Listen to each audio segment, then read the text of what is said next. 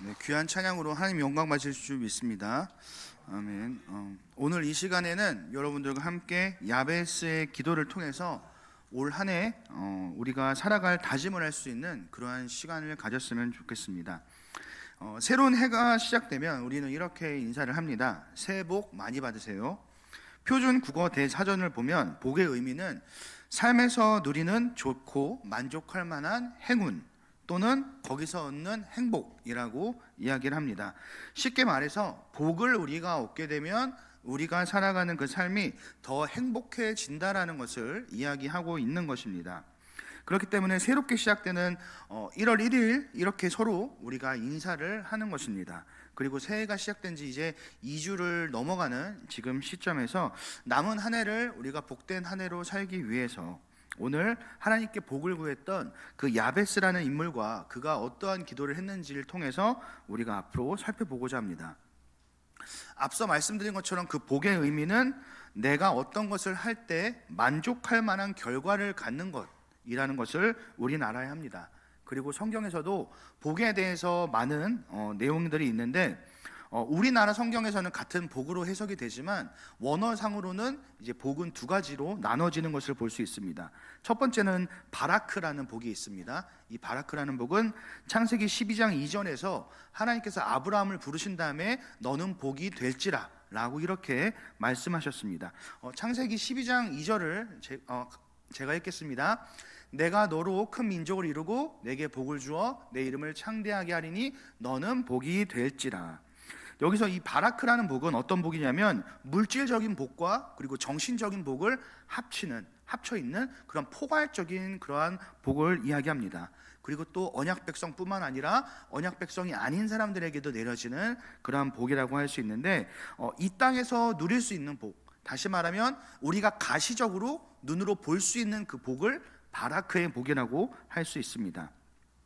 이 바라크라는 단어 속에는 무릎을 꿇다라는 의미도 있기 때문에 이 바라크의 복은 그냥 주어지는 것이 아니라 하나님께 무릎을 꿇었을 때 그리고 하나님을 경배할 때 받게 되는 복, 그리고 또 더 나아가서는 하나님의 주권적으로 우리에게 허락하시는 복이라는 것을 우리는 알아야 됩니다. 두 번째 복은 이제 아쉐르라는 복이 있습니다. 이 아쉐르라는 복은 물질적인 복이 아니라 이제 영적인 복을 이야기하는데 하나님과 우리가 언약 관계 속에 있기 때문에 우리에게 주어지는 그 영적인 복을, 관계 속의 복을 바로 아쉐르라는 복이라고 이야기하는 것입니다. 그렇기 때문에 이 아쉐르의 복은 오직 성도들만이 누릴 수 있는 그러한 복이라는 것을 우리는 알아야 됩니다. 이 바라크의 복도 있고 아쉐르의 복도 있지만 그 차이라고 한다면 쉽게 말해서 누군가에게 우리가 선물을 받았습니다. 그런데 그 선물 자체가 너무나도 귀해서 우리가 너무나도 기뻐한다라고 한다면 그것은 바라크의 복이라고 할 수 있습니다. 그런데 그 선물을 준 사람이 너무나도 좋아서 내가 기쁨의 감정을 느낀다라고 한다면 그것은 관계 속에서 주어지는 아쉐르의 복이라고 할 수 있는 것이죠. 신약으로 넘어와서 하나님과의 언약 관계의 실체이신 예수님께서 이 땅에 오심으로 아쉐르의 복은 완성이 되었습니다. 이 본문에서 야베스가 구하는 복은 사실은 아쉐르의 복은 아니고 바라크의 복입니다. 우리가 볼 수 있는 가시적인 복을 포함한 그러한 복을 이야기하는 거죠. 이것만 놓고 보면 야베스가 기도하는 것이 그냥 너무 물질적인 거 아닌가, 세속적인 거 아닌가, 그냥 단순하게 자신의 욕심을 쫓는 기도 아닌가, 이렇게 우리가 생각을 할 수 있는데 하지만 우리가 또 알아야 되는 것은 야베스의 기도가 삽입되어 있는 그 장소가, 그 위치가 바로 역대기라는 곳에서도 족보가 있는 곳에 들어있다라는 점입니다.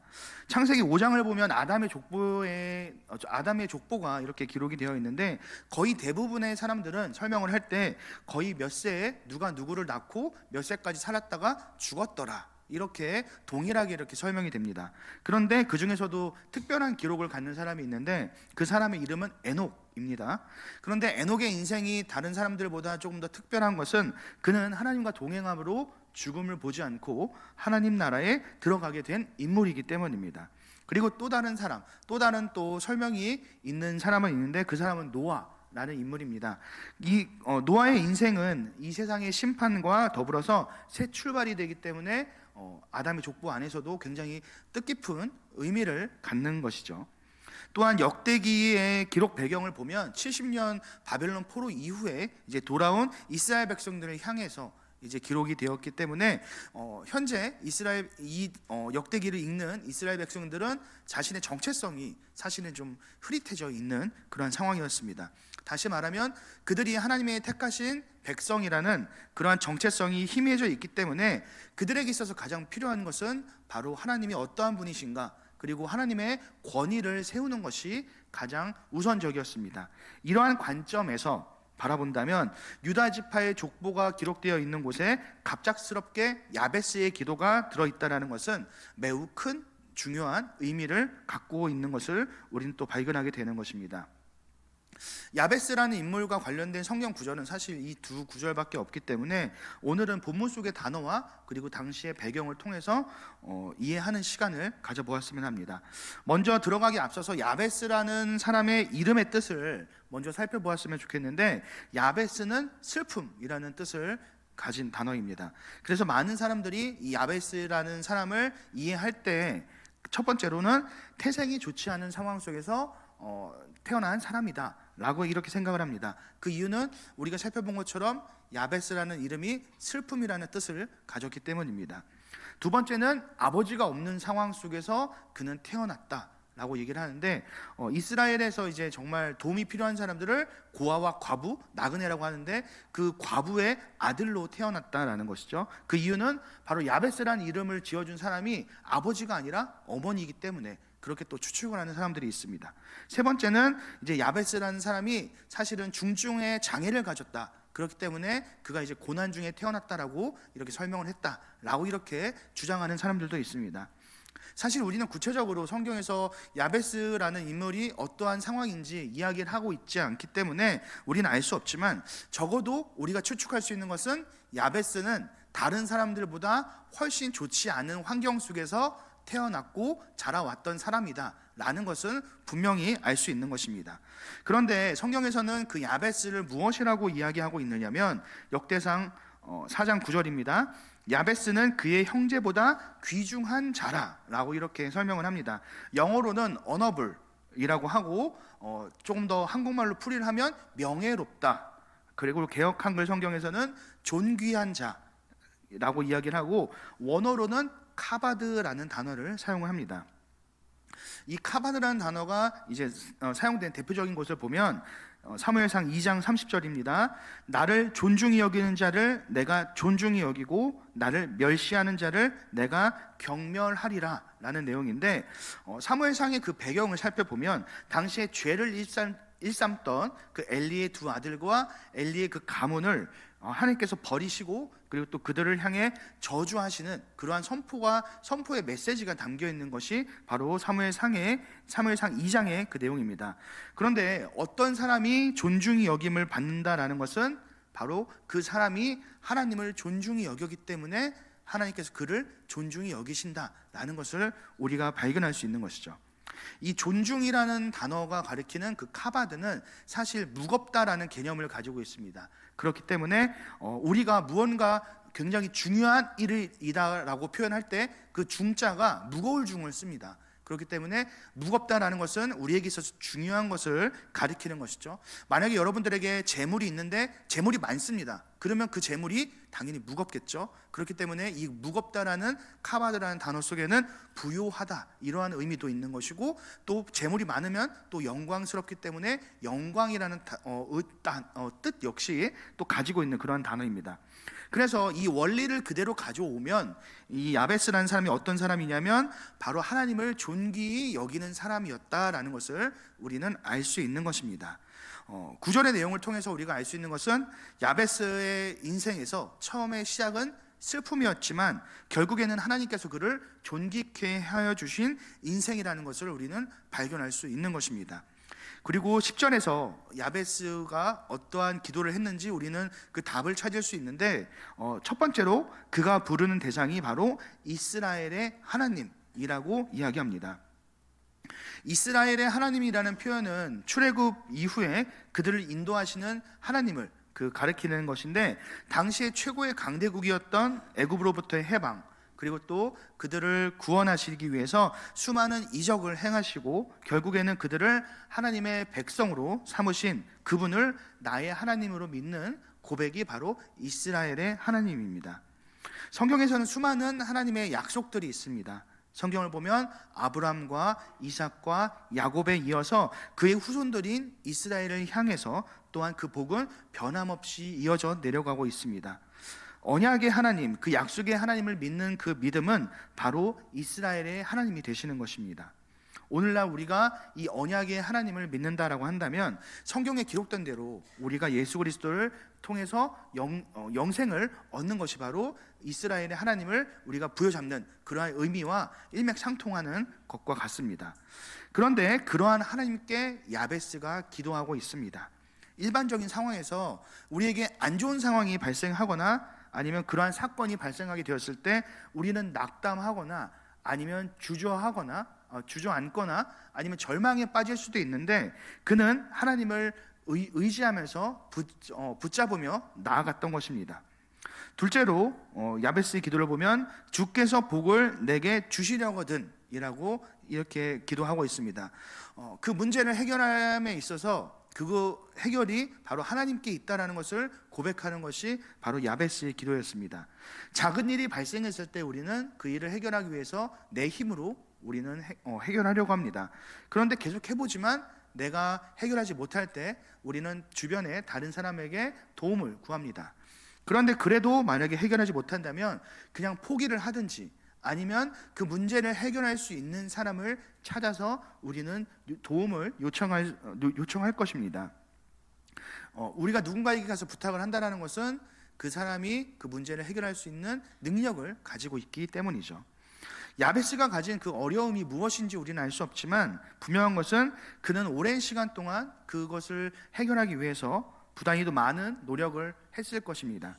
만약에 그의 문제가 질병이었다라고 한다면 그 질병을 치유하기 위해서 그 병을 치유하기 위해서 온갖 의사들, 유명하다는 의사들은 다 만나고 찾으러 다녔을 것입니다.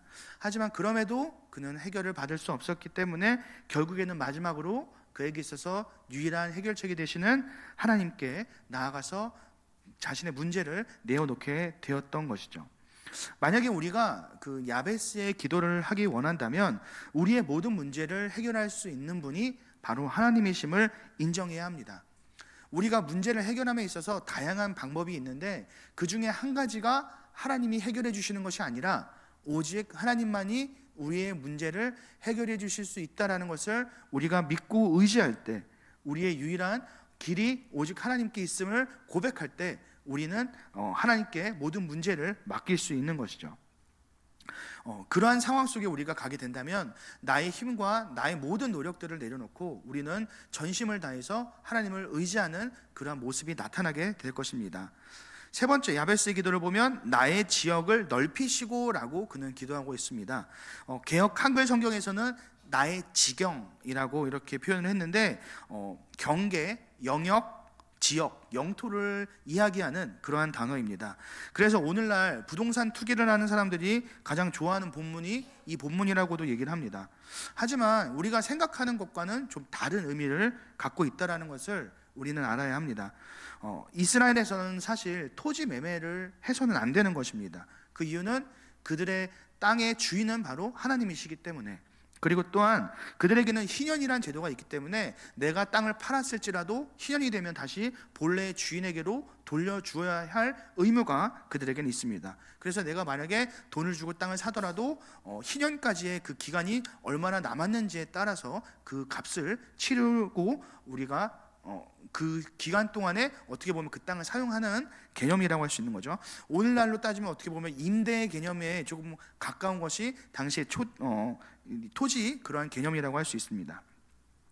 그렇기 때문에 여기서 말하는 지역은 이제 실제적인 땅이라고 우리가 생각하기보다는 그가 영향력을 끼칠 수 있는 그러한 곳, 다시 말하면 하나님께서 그에게 그가 영향력을 끼칠 수 있는 많은 곳을 허락해 달라고 우리가 해석하는 것이 조금 더 옳을 것 같습니다. 신명기 19장 8절을 보면 이렇게 이야기하고 있습니다. 내 하나님 여호와께서 내 조상들에게 맹세하신 대로 내 지경을 넓혀 내 조상들에게 주리라고 말씀하신 땅을 다 내게 주실 때 라고 이렇게 하나님께서 말씀하시는데, 그의 기도는 사실상 욕심을 구하는 것이 아니라 하나님께서 그에게 행하셨던, 그의 이스라엘에게 행하셨던 그 언약을 기억하는 그러한 기도였던 것입니다. 아까 살펴본 것처럼 이스라엘의 하나님, 그 언약의 하나님, 신실하신 하나님을 붙잡으면서 그의 약속을 기억하며 하는 기도가 바로 야베스의 기도였던 거죠. 신명기 19장 9절을 보겠습니다. 또 너희가 오늘 내가 너희에게 명하는 이 모든 명령을 지켜 행하여 내 하나님 여호와를 사랑하고 항상 그의 길로 행할 때에는 이라고 또 얘기를 하는데, 그냥 단순하게 하나님께 직역만 구하는 것이 아니고 하나님께서는 우리에게 직역만 주시겠다 이렇게 약속하신 것이 아니죠. 그 안에는 그와 더불어서 모든 명령을 지키고 하나님을 사랑하는 것까지 하나님께서는 이스라엘 백성들에게 요구를 하셨던 것입니다. 결국에 야베스의 기도는 단순하게 그의 직역만을 넓히는 그러한 기도가 아니라 바로 그가 하나님의 명령에 순종함으로써 그가 행하는 모든 곳이 바로 하나님의 나라가 되기를 간절히 바라고, 그리고 하나님의 말씀이 선포가 되는 곳이길 간절히 바라는 그러한 기도였다라는 것을 우리가 알 수 있는 것입니다. 그 다음으로 넷째, 야베스의 기도를 보면 주의 손으로 나를 도우사라고 또 그는 기도하고 있는데, 하나님의 손은 능력을 상징합니다. 그렇기 때문에 그 능력, 하나님의 능력, 하나님의 손이 나에게 존재해야만 모든 문제가 해결될 수 있다는 것을 또 이야기하는 내용입니다. 그 다음에 다섯 번째로는 나로 환난을 벗어나 내게 근심이 없게 하옵소서라고 얘기를 하는데, 여기서 이제 근심이라는 단어가 우리가 앞서서 살펴봤던 야베스라는 단어와 같은 기원을 갖는 단어입니다. 결국에는 야베스가 하나님께 간절히 부르짖게 되었던 그 원인, 그에게 있어서 그 슬픔이라고 했었던 그것 때문에 야베스는 하나님께 기도를 했었던 것인데, 그 문제에 매여 있었던 것이 자유하게 되었다라는 것을 우리는 알 수 있는 것입니다. 사실 우리가 이 땅을 살아가면서 내가 환난이고 내가 근심이다 라고 이렇게 나에게 있어서 생각되는 것들은 때로는 우리가 바라보는 시선에 따라서 그렇게 적용되는 경우가 있습니다. 사도 바울 같은 경우에는 이렇게 이야기하고 있습니다. 빌립보서 4장 12절 13절입니다. 내가 비천에 처할 줄도 알고 풍부에 처할 줄도 알아 모든 일 곧 배부름과 배고픔과 풍부와 궁핍에도 처할 줄 아는 일체의 비결을 배웠노라. 내게 능력 주시는 자 안에서 내가 모든 것을 할 수 있느니라 라고 사도 바울은 이야기합니다. 우리에게 있어서 그 궁핍이 고난이 되고 근심이 될 수 있지만 사도 바울에게는 전혀 고난이고 근심이 되지 않았다라는 거죠. 그것은 바로 자신의 환경을 바라보는 그 관점에 따라서 우리에게 있어서 지금 내가 생각하는 그 문제가 고난이 될 수도 있고 고난이 아닐 수도 있게 되는 것입니다. 세상에 걱정 고민이 없는 사람은 죽음 사람뿐이다 라는 말이 있습니다. 그런 것처럼 우리는 어떠한 상황 속에서도 걱정을 하고 고민을 하게 됩니다. 만약에 저는 고민이 없어요 이렇게 이야기하는 사람이 있다면 그 사람이 고민이 없는 것 자체가 사실은 우리에게 있어서 고민이 되는 것입니다. 그거는 바로 생각이 있는 사람이라면 당연히 고민과 걱정을 할 수밖에 없는 것이기 때문이죠. 그런데 우리에게 있어서 이 부족함이 때로는 나의 기도 제목이 나와 하나님을 더 가깝게 만들어주는 그러한 계기가 되기 때문에 우리는 때로는 우리의 문제 해결을 놓고 기도를 하기 시작하지만 후에 그 문제가 해결이 되지 않았음에도 불구하고 그 문제를 우리가 자연스럽게 받아들이고 우리가 마음의 평안을 얻는 그러한 때가 우리 안에 또 존재할 수 있음을 우리는 기억해야 됩니다.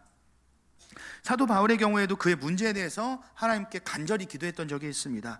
고린도후서 12장 8절 9절입니다. 이것이 내게서 떠나가기 위하여 내가 3번 주께 간구하였더니 나에게 이르시기를 내 은혜가 내게 족하도다. 이는 내 능력이 약한 데서 온전하여짐이라 하신지라. 그러므로 도리어 크게 기뻐함으로 나의 여러 약한 것에 대하여 자랑하리니 이는 그리스도의 능력이 내게 머물게 하려 함이라 라고 고백을 하기 때문입니다.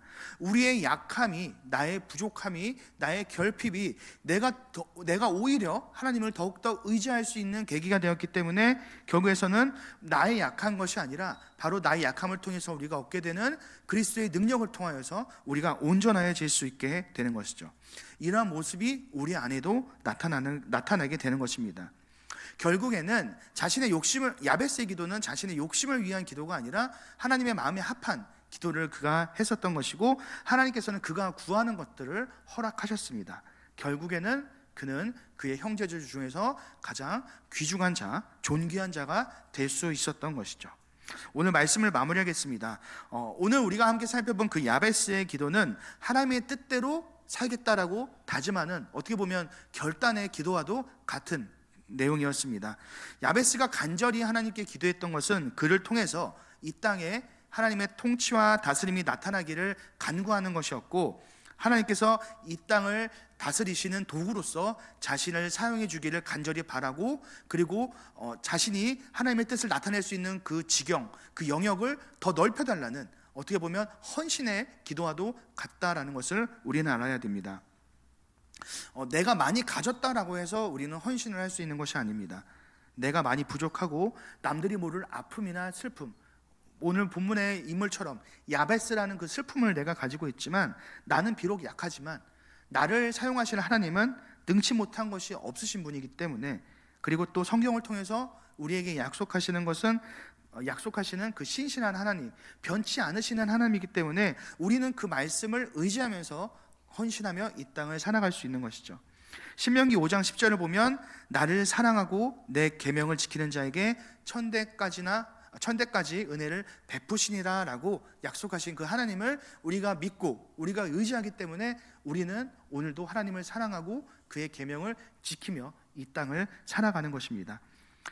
그렇기 때문에 우리는 이 땅을 살아가면서 더욱 하나님을 존귀히 여기심으로 하나님께서 우리를 존귀케 하시는 그러한 역사를 경험할 수 있어야 할 것입니다.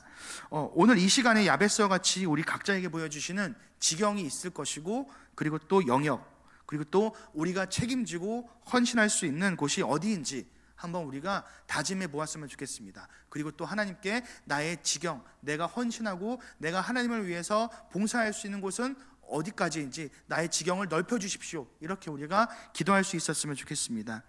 우리의 지경을 넓히심으로 우리는 이 땅에 하나님의 뜻을 온전히 나타낼 수 있을 것이고, 그리고 또 우리의 인생을 하나님께 온전히 올려드림으로써 우리 안에 존재했었던 그 결핍과 부족함, 연약함의 문제가 후에는 하나님께 하나님께 감사할 수 있는 그러한 간증의 시작이 될 수 있는 경험이 나타날 수 있을 것입니다.